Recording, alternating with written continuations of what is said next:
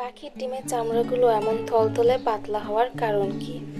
আসলে পাখিরা যখন এরকম থলথলে পাতলা চামড়াযুক্ত ডিম পারবে তখন বুঝে নিতে হবে যে পাখিদের শরীরে পুষ্টির ঘাটতি রয়েছে।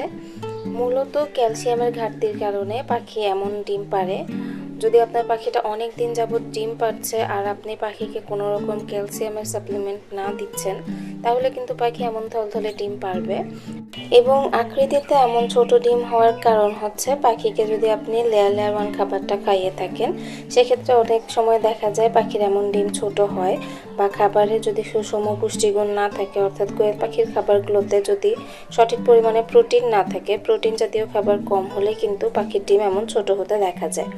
তো এক্ষেত্রে কি করবেন, পাখির ডিমের এই ছোট হওয়ার সমস্যা সমাধান করতে লেয়ার লেয়ার ওয়ান খাবারের সাথে সোনালি স্টার্টার খাবারটা মিক্স করে দিতে হবে।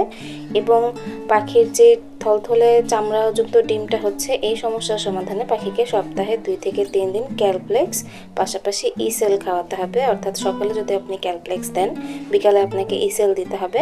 তাহলে এই দুইটা সমস্যারই সমাধান হবে।